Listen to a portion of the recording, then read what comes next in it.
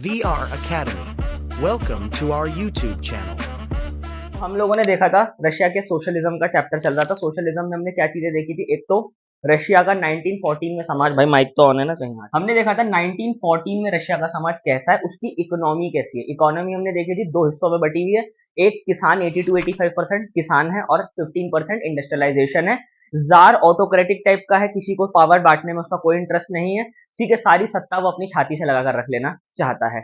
इसको हमने क्यों समझाया था? क्योंकि हम देखेंगे रशिया का इकोनॉमिक सिस्टम से ही सोशलिस्ट रेवोल्यूशन आने वाला है। कार्ल मार्क्स भी यही कहता है। मैंने लास्ट टाइम मार्क्सिज्म पे भी आपको बताया था कि मार्क्स कहता है समाज का जो इकोनॉमिक सिस्टम है उसी से पॉलिटिकल ऑर्गेनाइजेशन, उसी से कल्चरल सोशल पावर कंट्रोल होती है। तो जो इकोनॉमिक्स है वो बेस है और बाकी की सोसाइटी उसका क्या है? Super structure. आज हमको देखना है रशिया के अंदर सोशलिस्ट, हमने इकोनॉमिक सिस्टम देखा है रशिया का अभी तक, अब क्या देखना है हमें? उसका पॉलिटिकल सिस्टम, कि राजनीतिक तौर पर क्या पॉलिटिकल पार्टीज है, पावर्स किसके पास है। और उसके बाद अब देखेंगे 1914 में हम देख रहे थे, पर अब हम क्या देख रहे हैं? 19 आप देखेंगे आपकी बुक में कौन सा रेवोल्यूशन लिखा हुआ है? 1905 वाला एक रेवोल्यूशन होगा, देखोगे नीचे वाला 1905 है। ठीक है, तो हम कौन सा देखने वाले? 19 क्या? राइट, टर्बुलेंट टाइम में हम पहले देखेंगे 1905 में एक रेवोल्यूशन आएगा रशिया के अंदर। रशिया में 3 रेवोल्यूशन आने वाले, तो आप देखेंगे हमने क्या देखा? 1914 के बारे में बात हो रही थी, अब हमें क्या बात कर रहे हैं? 1905 के रेवोल्यूशन के बारे में। 1905 में एक रेवोल्यूशन आएगा, फिर 1917 में फरवरी के महीने में एक रेवोल्यूशन आएगा, फेब्रुअरी रेवोल्यूशन। और फाइनल काउंटडाउन होगा 1917 के अंदर अक्टूबर के महीने में, जब अक्टूबर रेवोल्यूशन, या जिसको सही कहा आपने बॉल्शेविक रेवोल्यूशन भी कहते हैं। ठीक बात। आज हमको यही देखना है कि ये जो 3 रेवोल्यूशन है ये किन घटनाओं की वजह से आने वाले हैं। और दूसरी बात, पहले हमें फोकस करना है 1905 की क्रांति क्यों आ रही है और उसके पॉलिटिकल बैकग्राउंड क्या है। पॉलिटिकल बैकग्राउंड हमको समझना बहुत जरूरी है। तो आज पहले यहीं से समझना शुरू करते हैं कि क्या सिस्टम है। पॉलिटिकल सिचुएशन, तो आपको पता है ये क्वेश्चन क्या आने वाला है? Political background. तो political causes of the revolution. ठीक है, पॉलिटिकल रेवोल्यूशन देखना है कैसे। इसके अंदर सबसे पहले देखो, जो रशिया का जार है, ये जिसके लिए TS ये वाला भी चलता है, ये वाला भी चलता है, जो भी आपको लिखना हो, जो जार कौन है? निकोलस द सेकंड है। अब क्या सिचुएशन है? पहले तो वो एक ऑटोक्रेटिक रूलर है, आपकी बुक में भी ऑटोक्रेसी का मतलब लिखा हुआ है। क्या मतलब होता है ऑटोक्रेटिक होना? ऑटोक्रेटिक रूलर है। रोबिस्पियर सरकार भी थी, बहुत सारी सरकारें हैं ऑटोक्रेटिक, आज तक भी दुनिया में आपको ऑटोक्रेसी नजर आएगी। क्या मतलब होता है ऑटोक्रेटिक? ऑटोक्रेटिक का मतलब आप कह सकते हो एक तो एक इंसान के हाथ में सारी सत्ता है, डिक्टेटरशिप ऑटोक्रेसी होती है। ठीक है, तो सारी सत्ता एक इंसान के हाथ में आ गई, तो सबसे पहले क्या लिखेंगे? ऑल पॉलिटिकल पावर, जल्दी जल्दी लिखते जाइए, all political power in hands of a single ruler. ये सारी पॉलिटिकल पावर एक खानदान, एक डायनेस्टी के हाथ में आ जाए, उसी को क्या कहते हैं? मोनार्की। एक परिवार के, एक वंश के हाथ में सारी सत्ता है, एक इंसान के हाथ में आ जाती है तो क्या हो जाएगा? ऑटोक्रेसी। और जो ऑटोक्रेसी लाता है, जो ऑटोक्रेसी में चल रहा है, वो ऑटोक्रेटिक रूलर, और जार निकोलस एक ऑटोक्रेटिक रूलर। सारी पॉलिटिकल पावर एक इंसान के हाथ में है। दूसरी बात इंपॉर्टेंट है, याद रखनी है, ये सबसे जरूरी है, it is called a power without constraints. ये बहुत जरूरी है, याद रखना। कंस्ट्रेंट्स का मतलब क्या होता है? रिस्ट्रिक्शंस, पाबंदियां। ऐसी कोई पावर है जिसमें कोई कंस्ट्रेंट, तो अगर ऑटोक्रेटिक रूलर है तो उस पर कोई पाबंदी नहीं है, वो अपनी मर्जी का मालिक। वही जंत्री है, वही संतरे, बोले इसको ले जाकर 7 बार मंजिल से मारो, इसको हाथी के नीचे दौड़वाओ, इसको हाथी से पिटवाओ, या इसको कटघरे में डाल दो, नो क्वेश्चनिंग, अनक्वेश्चनिंग पावर है। और क्या ये अच्छा सिस्टम होता है? ऐसा कोई सिस्टम का सवाल ही नहीं उठा सकते आप। एक इंसान के हाथ में सारी सत्ता देना, चाहे कितना ही बढ़िया हो, सही चीज नहीं होती। तो जार निकोलस में प्रॉब्लम क्या नजर आ रही है? वो ऑटोक्रेटिक रूलर है, सारी शक्ति है लेकिन कोई क्वेश्चन नहीं है, कोई चेक और बैलेंस। आप देखो भारत के संविधान में क्या है? चेक्स और बैलेंसेस है, लेजिस्लेटिव, एग्जीक्यूटिव और जुडिशरी, तीनों बैलेंस करते ताकि ऑटोक्रेसी ना आ सके। ऑटोक्रेसी यहां पर है। ठीक है, एक चीज याद रखो, अब क्योंकि ऑटोक्रेसी है तो याद क्या रखना है? जब ऑटोक्रेसी है, आपके हाथ में सारी सत्ता है, तो आप क्या करना नहीं चाहते? आप पावर शेयर नहीं करना चाहते, तो फेडरलिज्म की तो बात ही नहीं है, तो पावर शेयरिंग नहीं है। इसका मतलब क्या हुआ? नो पॉलिटिकल पार्टीज, कोई पॉलिटिकल पार्टी अलाउड नहीं है। और आपकी बुक में यही लिखा हुआ है 1914 तक रशिया में सारी पॉलिटिकल पार्टीज बैन है। आप चले जाओ आपकी क्लास का, मजा आ रहा है तो बैठे रहो। नो पॉलिटिकल पार्टीज कोई पॉलिटिकल पार्टी, बोला क्यों? पॉलिटिकल पार्टी का मतलब क्या होता है? पावर शेयर होगी। ऑपोजिशन का मतलब क्या? कि वो भी सीटों में जीते सकते हैं, पावर में आ सकते हैं। कोई पॉलिटिकल पार्टी नहीं है। अच्छा चाइना में अलग है, वहाँ वन पार्टी सिस्टम है, वहाँ एक पार्टी के हाथ में शक्ति है, यहाँ एक बंदे के हाथ में शक्ति है सारी। तो एक इंसान और एक पार्टी, एक परिवार में फर्क है। हाँ ऑटोक्रेसी के बहुत सारे फॉर्म्स नजर आते हैं, डिक्टेटरशिप एक फॉर्म है, मोनार्की एक फॉर्म है, थियोक्रेसी एक फॉर्म है। तो यहाँ पर 1914 में रशिया में कोई पॉलिटिकल पार्टी अलाउड ही नहीं है, यानी राजा कोई भी कमी सुनना नहीं चाहता, उसको नहीं चाहिए मुझे भाई मेरी कमियां बताई जाए। जो कि एक ऑटोक्रेटिक टायरेंट तानाशाह की सबसे पहली पहचान क्या होती है, उसे नहीं पसंद कि मुझे बोला जाए मेरी नाक टेढ़ी है, मेरी हाइट छोटी है, मेरे बालों का हेयर स्टाइल अच्छा नहीं है, कुछ मत बताओ मुझे। किंग जोंग उंग टाइप का है वो, कुछ भी कर दोगे मैं मानूंगा नहीं। कोई पॉलिटिकल पार्टी अलाउड नहीं है। यहाँ तक बात क्लियर हो रही है। कोई पॉलिटिकल पार्टी अलाउड नहीं, तो उसने क्या कर दिया, पार्टीज को इलीगल घोषित कर दिया। बोले बना दिए तो कूट देंगे तुम्हें, डंडा वंडा लेके भेजूंगा, घोड़ों से दौड़ा दौड़ा के मारूंगा। पॉलिटिकल पार्टीज इलीगल हो गई हैं। इसके बावजूद आपको पता है जहां भी कोई चीज इलीगल होती है इसका मतलब क्या बंद हो जाती है? नो। इलीगल का मतलब है वो चीज अंडरग्राउंड या दूसरे तरीकों से चलती रहेगी। हाँ ले लो, कोई दिक्कत, कोई दिक्कत। तो आप समझ रहे हो बात। तो पार्टीज इलीगल का मतलब क्या होता है कि हाँ पार्टीज बैन है, लेकिन जो चीज बैन होती है वो फिर दूसरे तरीकों से चलती। जैसे कई इलाकों में शराब बैन है, लेकिन दूसरे तरीकों से वहां पहुंच, कुछ फिल्म्स बैन हो जाती हैं, माफिया का भी यही काम है। लेकिन यहाँ पर आप देखोगे पार्टीज इलीगल का मतलब कई टाइम पर कुछ पार्टियों को बैन कर दिया जाता है, और वो पार्टी खत्म नहीं होती, वो अंडरग्राउंड अपना सिस्टम चलाती रहती है वर्कर्स के थ्रू। और यही हम रशिया में देखेंगे कि कुछ पार्टीज चलेंगे, और उन पार्टीज के बारे में अब हमें पढ़ना है। क्या पॉलिटिकल माहौल बन रहा है, कौन है जो जार के खिलाफ पार्टियां खड़ी हो रही हैं, which are working to organize to mobilize the workers and the peasants. ये हमको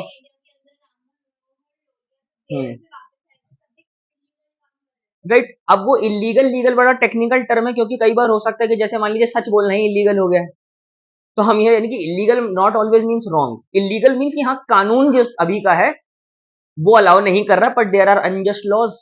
कानून भी तो खराब होते हैं कि भैया ऐसे तानाशाही, जैसे इंदिरा गांधी के टाइम पर जितनी पॉलिटिकल पार्टीज थी वो बैन कर दी थी, जो बाहर बाकी पार्टीज थी, कांग्रेस के अलावा कोई पार्टी नहीं हो सकती। तो ये तो दुनिया में रहा है ऑटोक्रेसी की यही पहचान, कि दूसरे पार्टियों को चलने। हिटलर ने क्या किया था, सिर्फ नाजी पार्टी, उसके अलावा कोई जर्मनी में और कोई पार्टी, सब ऑपोजिशन को पकड़ पकड़ के मरवाएगा। मजे की बात बताता हूँ, बड़ी इंटरेस्टिंग है, ये लोग भी जब सत्ता में आ जाएंगे 1917 के रेवोल्यूशन के बाद, लेनिन और स्टालिन वाली पार्टी जब आ जाएंगे, ये भी क्या करेंगे, खुद सत्ता में आने के बाद बाकी पार्टियों को चलने ही नहीं, वन पार्टी सिस्टम, हमारी पार्टी चलेगी बस, दैट्स इट।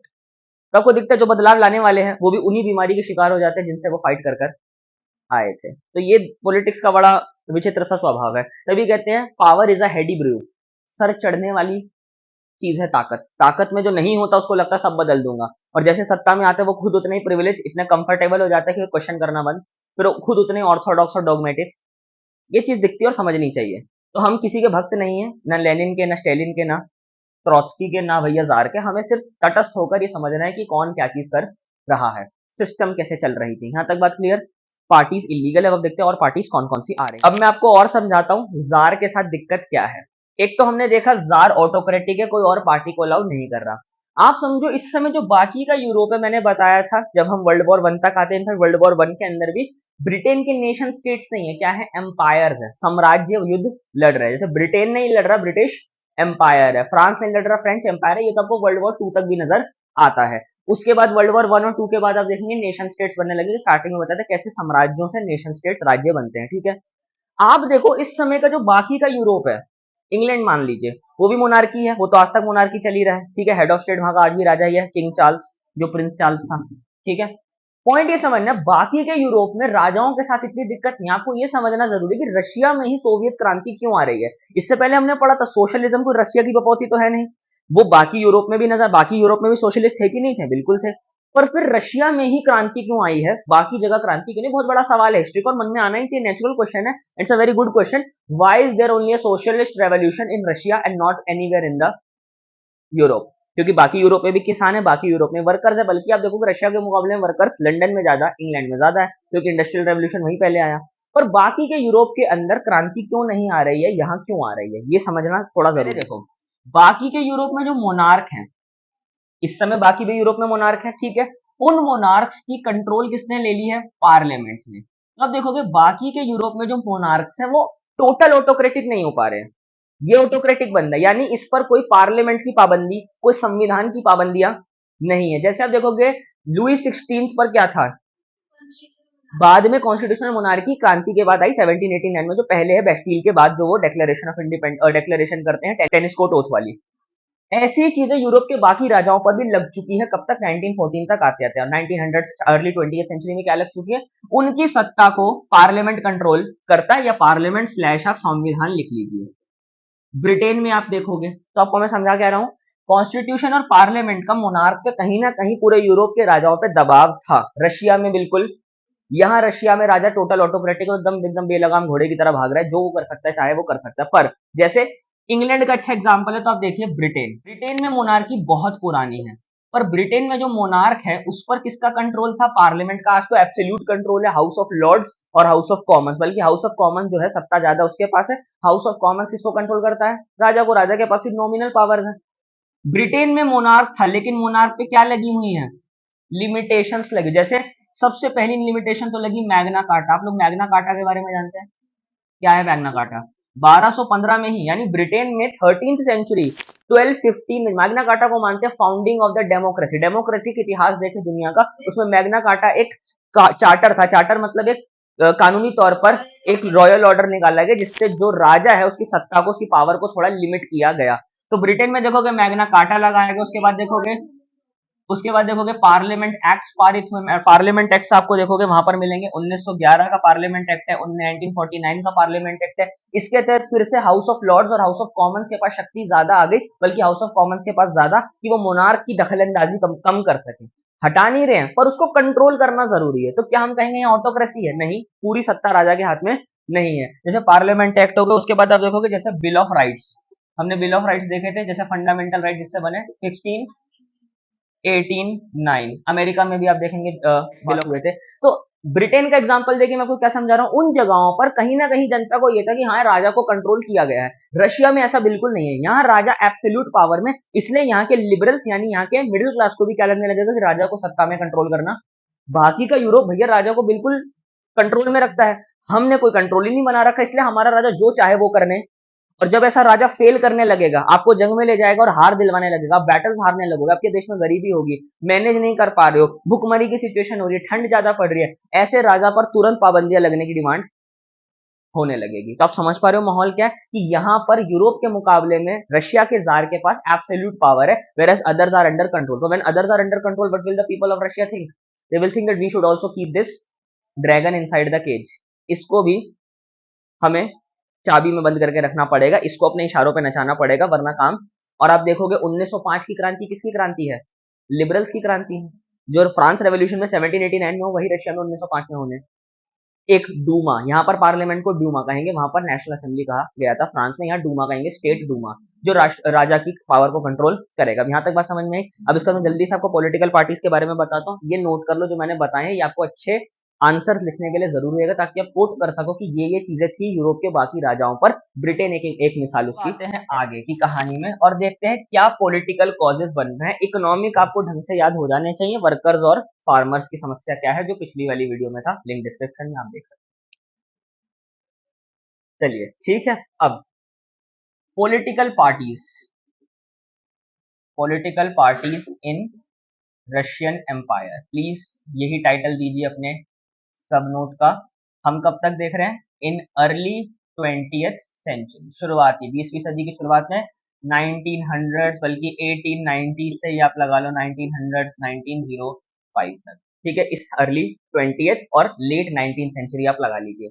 रशिया में दो तरह की मेजर पार्टीज है जिनके बारे में हमें पढ़ना, दोनों का फर्क समझ में आने से थोड़ा सा कंफ्यूजिंग हो सकता है, बुक में बहुत क्लेरिफाई नहीं किया, पर मेरी जिम्मेदारी है, मैं अच्छा इंसान हूं, आपकी मदद कर दूंगा। पहली पार्टी का नाम है Russian, please, Russian social democratic, बड़ा लंबा नाम है भाई, डेमोक्रेटिक। आप देखेंगे लेबर पार्टी भी कहते हैं या वर्कर पार्टी भी, एक ही नाम, तो लेबर स्लैश वर्कर्स पार्टी, तो कंफ्यूज नहीं होना। इस पार्टी का नाम देखेंगे RSDLP, यही बहुत important, Russian social democratic labour party, ठीक है, RSDLP। ये पार्टी बहुत इंपॉर्टेंट होने वाली है 1905 की क्रांति के लिए भी, 1917 में तो सबसे ज्यादा। क्यों? मैं आपको समझाता हूं, पहले इसी पार्टी को समझ लो। एक पार्टी ये है, ठीक है, इसी पार्टी के अंदर दो तरह की विचारधाराएं आएंगी। इसी पार्टी का एक हिस्से का नाम क्या है? बोल्शेविक्स, जिसके लीडर है साहब व्लादिमीर लेनिन। नाम तो व्लादिमीर है, पर नाम प्यार से बुलाए जाते हैं लेनिन के नाम से।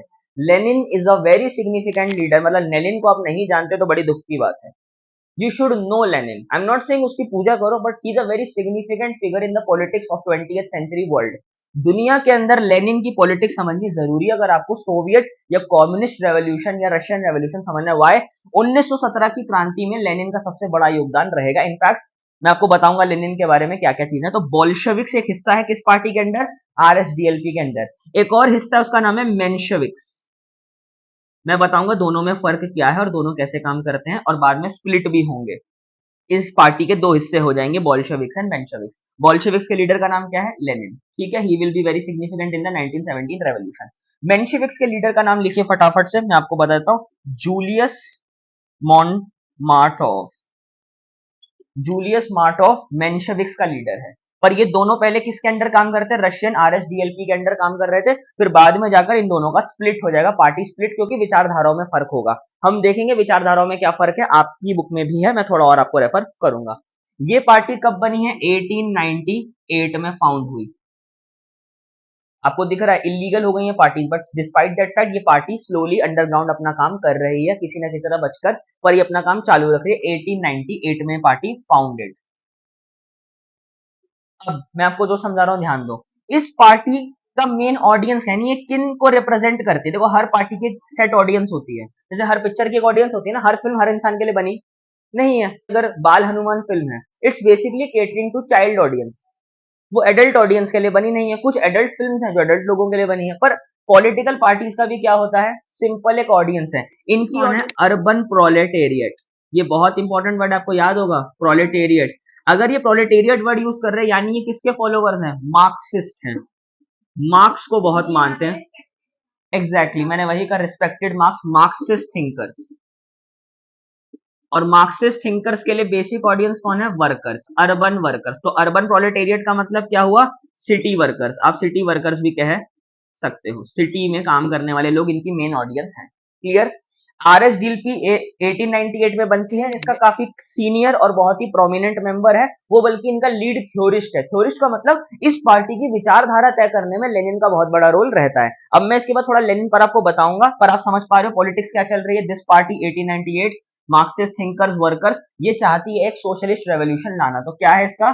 Socialist revolution. तो लिख लीजिए, bring a socialist revolution in Russia, बल्कि इन जारिस्ट रशिया लिखिए। जार के रूस में समाजवादी क्रांति लानी है। इनकी ऑडियंस अर्बन प्रोलेटेरिएट है, बहुत इंपॉर्टेंट है। वाई? अभी मैं एक और पार्टी बताऊंगा आपके बुक में, सोशलिस्ट रेवोल्यूशनरीज, वो दूसरी पार्टी है, उनका मुद्दा अलग है। पर अभी हम पहले इसको समझ लेते हैं बढ़िया से, और लेनिन को भी समझ लेते हैं। ये बंदा भी वापस आने वाला है कहानी में। और बल्कि आप में से जो ह्यूमैनिटीज लेंगे 12th और 11th में, cold war era politics and moreover that, cold war era politics है, सोवियत यूनियन की पॉलिटिक्स कह रही, fall of the Soviet empire, bipolarity, ये सब बेसिस है। इसलिए बहुत अच्छा ये चैप्टर पढ़ाया जा रहा है, क्योंकि ह्यूमैनिटीज में जो 11th और 12th में बच्चे पढ़ते हैं उनको इसका कंटेक्स्ट पता होना चाहिए। That's why they are teaching you it 9th only, background है उसका। क्लियर?